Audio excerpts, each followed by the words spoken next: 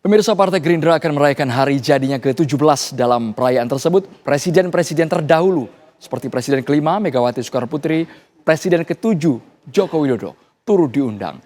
Apakah nantinya keduanya akan hadir dalam perayaan hari jadi partai politik yang menjadi naungan Presiden Prabowo Subianto?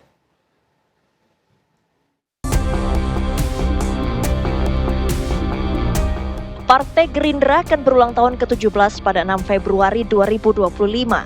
Namun puncak perayaan hari jadi Partai Gerindra akan berlangsung 15 Februari mendatang. Sekretaris Jenderal Partai Gerindra Ahmad Muzani menyatakan dalam perayaan ulang tahun tersebut, partainya akan mengundang semua ketua umum partai politik termasuk presiden pendahulu. Presiden kelima Megawati Soekarnoputri dan Presiden ke-7 Joko Widodo turut diundang.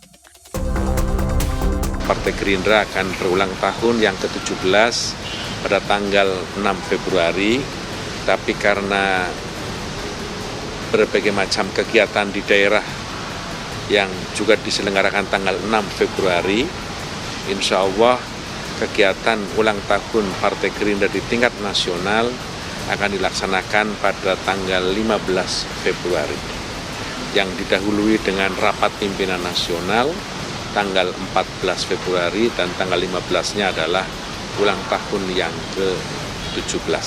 Semua pimpinan partai politik, apalagi ketua umum akan kami undang. Insya Allah.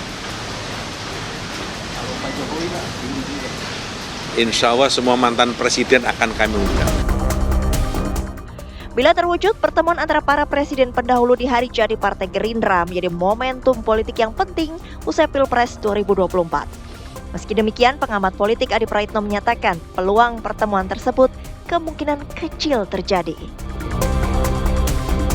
Bagi publik, sulit sepertinya bisa melihat pemandangan Megawati hadir dan berjumpa dengan Prabowo, tapi pada saat yang bersamaan ada Jokowi di situ. Artinya secara psikologi politik, Megawati belum tuntas dengan Jokowi, yang itu artinya apa? Ini bisa dipastikan sangat mungkin Mega itu tidak akan hadir. Dan mungkin yang hadir dalam acara Gerindra nanti adalah elit-elit kunci lain, mungkin Puan Maharani, ataukah misalnya elit-elit lain yang didelegasikan sebagai representasi dari kepentingan politik PDIP. Harus diapresiasi karena Prabowo Subianto itu dengan Gerindra tentu saja ingin merangkul semua pihak ya dalam hari ulang tahun yang akan dilaksanakan oleh Gerindra. Masyarakat masih menunggu apakah Megawati Soekarnoputri atau Joko Widodo akan hadir memenuhi undangan Partai Gerindra. Tim TV One mengabarkan. Partai Gerindra mengundang mantan Presiden Megawati Soekarnoputri dan Joko Widodo dalam acara ulang tahun partai tersebut yang akan berlangsung pada 15 Februari 2025. Sekjen Partai Gerindra Ahmad Muzani menegaskan Gerindra akan mengundang semua ketua umum partai politik dan juga mantan presiden. Apakah momen ulang tahun Partai Gerindra menjadi momentum pertemuan Megawati dan Joko Widodo? Apakah Megawati akan hadir walau Gerindra juga mengundang Joko Widodo? Kami akan membahasnya dengan juru bicara PD Perjuangan Mas Aryo Seno Bagaskoro dan juga pengamat politik dari Universitas Nasional Bung Slamet Ginting. Saya langsung ke Mas Aryo. Ini acara masih 1 bulan lagi Mas Aryo Seno. Yeah. Tapi mungkin tidak peluangnya supaya ini tidak jadi rencana kosong. Sudah hampir setahun wacana dan tak jadi-jadi. 15 Februari Mas, mungkin tidak hadir. Terima kasih Mas Andro. Jadi kita sudah menerima berita itu ya dari teman-teman kawan-kawan Gerindra yang akan berulang tahun ke-17 dan bahwa ada rencana untuk mengundang Bu Mega sebagai salah satu tamu undangan di situ. Tentu saja sebagai satu partai kami mengucapkan terima kasih dan juga tentunya selamat menyambut menyongsong Sweet 17 untuk teman-teman Gerindra. Tetapi tentu saja kita menyadari sejarah panjang partai itu kan dibangun dari landasan tradisi saling hormat menghormati. Kita tentunya menghormati undangan tersebut. Tetapi karena undangan itu ditujukan kepada Bu Mega, tentu nanti harus kita sesuaikan dan sampaikan kepada Ibu Ketua Umum terlebih dahulu. Yang kebetulan memang di momen saat ini sedang tidak ada di Indonesia. Beliau sedang mengikuti rangkaian acara di Roma untuk menghadiri World Leader Summit di Vatikan. Termasuk juga hari ini menjadi salah satu Dewan Pembina untuk Scholas Occurrentes namanya. Ini suatu gerakan pendidikan yang dibuat oleh Paus Fransiskus. Nah, rangkaian kegiatan ini masih akan berlanjut sampai beberapa hari ke depan. Tidak hanya di Roma, tapi juga ada di negara lain yang saya dengar yang akan Ibu Mega kunjungi. Oleh karena itu saya rasa sebelum nanti kami menyampaikan ke Bu Mega, paling tepat adalah nanti menunggu kesediaan waktu Ibu. Tapi undangan ini akan disambut baik meskipun di waktu yang bersamaan juga dihadiri oleh rencananya ya Mas ya, Presiden ke-7 Republik Indonesia Joko Widodo. Ya, yang mengundang kami kan Partai Gerindra Oke. dan Pak Prabowo sebagai Ketua Umum. Hubungan Bu Mega dan Pak Prabowo selama ini adalah hubungan yang sangat baik, dan antara PDI Perjuangan dan Gerindra juga adalah hubungan antar lembaga yang sangat baik. Jadi dalam pemahaman tersebut tentu undangannya kami sambut baik. Oke, Bang Ginting, apakah ada ganjalan ketika di waktu yang bersama semua mantan presiden bertemu termasuk Ibu Mega dan juga Pak Joko Widodo? Mungkin tidak itu terjadi pertemuan langsung. Ya, ini harus dikemukakan dulu, ulang tahun ke-17 ini seperti gadis yang lagi cantik-cantiknya, yang lagi genit-genitnya. Orang ingin melihat gadis 17 tahun. Maka Gerindra juga menunjukkan jati dirinya, apalagi sebagai partai pemenang pemilu presiden dan juga PDIP partai pemenang pemilu legislatif nasional. Nah, ini menunjukkan bahwa sesungguhnya pertemuan ini tarik ulur terus menerus ya. Kemudian apa sih pentingnya pertemuan dua tokoh ini? Karena pertemuan dua partai pemenang pemilu presiden dan pemilu legislatif itu tentu saja dari sisi kebangsaan itu sangat menguntungkan ketika semua pemimpin bersatu membahas tentang bangsa. Karena itu yang harus dipertanyakan adalah agenda pertemuannya itu seperti apa. Kalau kita runut sebelum Pilpres juga agenda itu ada, tapi tidak terjadi, Bung. Nah, jadi begini, sebelum pemilu presiden sesungguhnya ada rencana pertemuan, tapi batal. Setelah pemilu presiden akan ada pertemuan batal 2 kali ya. Sebelum pengumuman kabinet 3 kali. Setelah pengumuman kabinet 4 kali. Ulang tahun Ibu Megawati ke-5 kali. Jadi ini upaya yang ke-6 kali. Nah, persoalannya adalah Presiden Prabowo itu ingin zero enemy ya. Satu musuh itu terlalu banyak. Dia ingin merangkul semua kekuatan bangsa, komponen bangsa, termasuk ingin sebenarnya PDIP menyatu dalam wadah berpikir secara kebangsaan di saat Prabowo menjadi presiden. Nah, undangan ini menurut saya menarik karena Prabowo pada saat partainya baru berdiri pada 2004 bersama Megawati menjadi partner dalam pemilu presiden. Jadi semacam nostalgia sebenarnya. Tapi hubungan itu bisa terganjal oleh 2 hal. Nah, pertama misalnya kehadiran Jokowi di situ. Karena lain halnya ya kalau Sebentar, Gerindra. Bung Ginting, artinya kalau Jokowi hadir, Megawati tidak datang? Saya kira begitu. Ini kan seperti air dengan minyak antara Megawati dengan Jokowi. Jadi kecuali misalnya Gerindra hanya mengundang ketua umum partai politik. Tapi ini Gerindra kan mengumumkan bahwa semua termasuk presiden dan mantan presiden maksudnya akan diundang. Nah, disinilah ganjalannya. Saya kira beberapa hal yang membuat pertemuan ini menjadi batal, ada 2 hal. Misalnya dari sisi Prabowo, di situ kan wakil presidennya ada Gibran bin Jokowi. Nah, kan seperti itu. Ini juga bisa mengganjal. Kemudian di sisi lain menurut saya ada kendala juga di PDIP soal status Sekjen Hasto.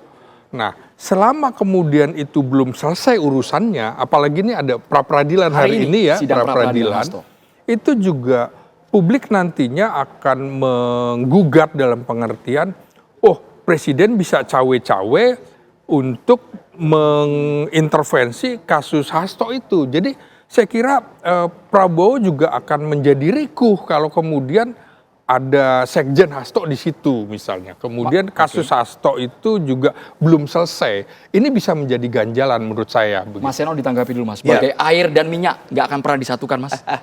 Ya sejauh ini kan kami itu memandang seseorang tidak berdasarkan like or dislike. Tetapi berdasarkan bagaimana pemahaman perspektif keilmiahan tentang faktor ideologis seseorang. Dan dalam konteks ini saya rasa kalau bicara hubungan dengan Pak Jokowi itu kan sudah kita move on lama lah. Itu sesuatu yang sudah ada di masa lalu, sesuatu yang buat kami adalah udah banyak dikritik lah dari berbagai civil society, lembaga akademik yang menguatkan bagaimana persepsi kami tentang beliau. Jadi ini bukan masalah soal prasangka atau tidak suka unlike or dislike personal, tetapi karena ada satu praktek politik yang kami anggap berbahaya dan itu ditunjukkan dan diteladankan oleh Pak Jokowi sebagai presiden di masanya.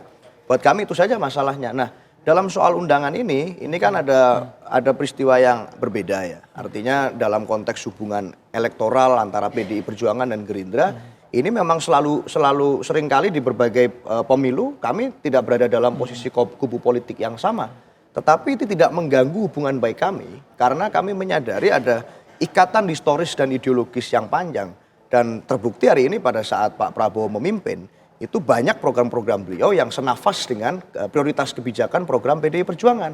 Meskipun ada juga program-program aneh-aneh yang bukan programnya Pak Prabowo sebetulnya. Kan kemarin misalnya soal tabung gas itu, dibuat suatu klarifikasi bahwa ini bukan program presiden gitu loh. Terus programnya siapa nih?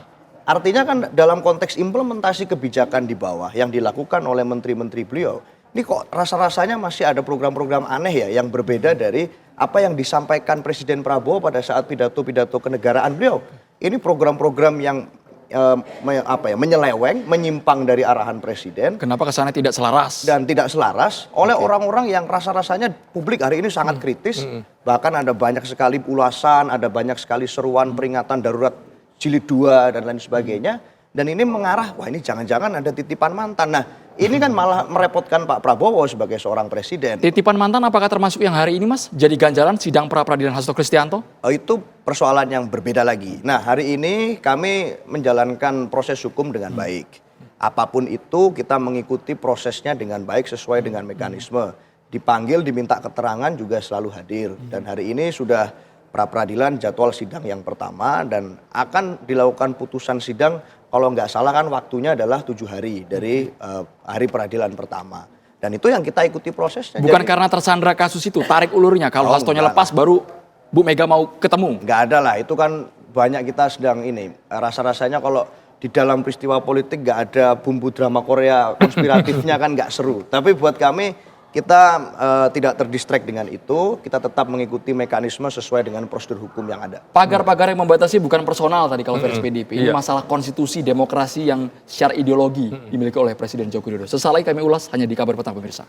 Kita langsung ke Bang Ginting. Tidak terwujudnya pertemuan karena itu tadi. Banyaknya titipan mantan, titipan dari Pak Jokowi di kabinetnya Prabowo. Ya, jadi begini. Prabowo itu presiden. Jadi nggak ada yang bisa ngatur-ngatur sesungguhnya. Urusan Presiden Prabowo dengan sang mantan itu sesungguhnya udah selesai. Oke lah, Jokowi turut membantu Prabowo menjadi presiden. Tapi Prabowo juga turut membantu Gibran menjadi wakil presiden. Sehingga urusan hutang budi itu udah selesai. Apalagi cawe-cawe Jokowi menitipkan orang-orangnya di dalam kabinet atau jabatan-jabatan itu udah selesai. Jadi saatnya sesungguhnya kita ingin lihat Prabowo yang sesungguhnya. Jangan kemudian mau diatur-atur dan dia bukan bayang-bayang Jokowi. Harus tegas di situ. Apalagi menurut saya saat ini posisi Gerindra dengan PDIP itu, PDIP lebih membutuhkan Gerindra daripada Gerindra membutuhkan PDIP. Kenapa? Karena posisi Prabowo yang menjadi presiden dan dukungan penuh di parlemen, ya, sementara PDIP relatif menjadi partai yang kesepian sehingga PDIP lebih membutuhkan Gerindra atau lebih membutuhkan Prabowo. Karena itu menurut saya posisi PDIP juga kan harus jelas, tapi katanya posisi PDIP kejelasannya menunggu Kongres. Tapi kan untuk demokrasi bagus, Prabowo sebagai jembatan mempertemukan presiden kelima dan juga presiden ketujuh. Ya kalau tidak ada masalah. Nah masalahnya ini posisi PDIP yang dalam tanda petik banci di mendukung pemerintahan atau tidak, itu kan efeknya adalah persepsi publik, tingkat kepuasannya jadi anomali. PDIP menjadi partai pemenang pemilu legislatif, tapi tingkat kepuasan publik terhadap PDIP rendah sekitar 58-53. Nah ini menurut saya juga PDIP harus segera bersikap. Kalau memang mendukung Presiden Prabowo, nyatakan itu. Kalau ingin di luar pemerintahan, nyatakan juga. Karena keseimbangan itu kan tetap dibutuhkan.